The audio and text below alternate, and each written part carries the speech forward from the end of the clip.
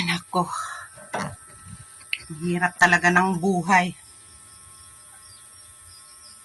Alam nyo guys, may isi-share ako sa inyo. Kanina, nasalubong ko si Kapitan. Sabi niya, kukunin niya raw akong muse. Muse ng basketball. Kasi merong liga dito sa barangay namin.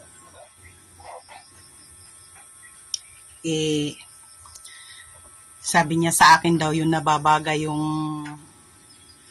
yung pagiging muse ng basketball.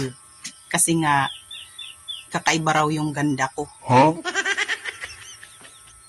Sabi ko naman, bakit naman ako? Marami namang iba dyan. Bakit naman ako pa yung napili nyo? Alam mo ka ako, Kapitan, kapag ka ako ang kinuha mong muse ng basketball, hindi maayos yung paglalaro nila. Kasi nga, maaano yun sa akin, madidistract yung paglalaro nila.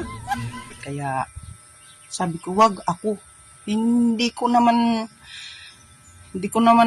alam kung anong magiging desisyon ko kasi pinipilit nga ni Kapitan na wala na raw siyang ibang makitang kasing ganda ko dyan sa barangay namin. Kaya,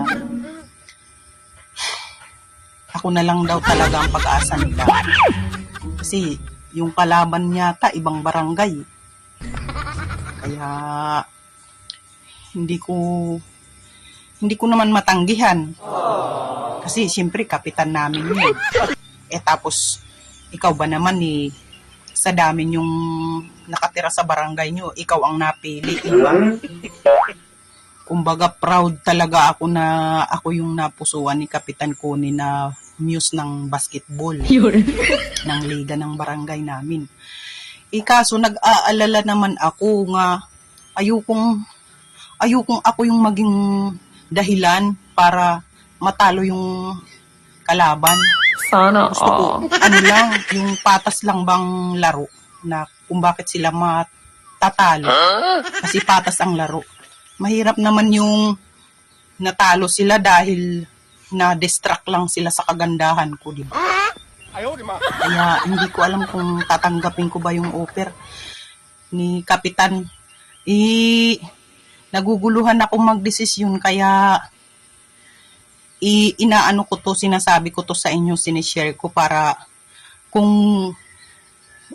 tulungan nyo sana akong magdesisyon kung sasali ba ako sa pagiging muse o hindi. Sana matulungan nyo akong magdesisyon. Mag-comment na lang kayo dyan kung ano bang kailangan kong gawin para mapagdesisyonan ko ba. Ayoko kasing matalo yung kabilang grupo nang dahil lang sa na-distract sila sa kagandahan ko, di ba? May panlaban naman yung natin, beauty. Kaya i-comment nyo na lang dyan sa baba kung sasali ba ako, tatanggapin ko ba yung offer ni Kapitan o hindi.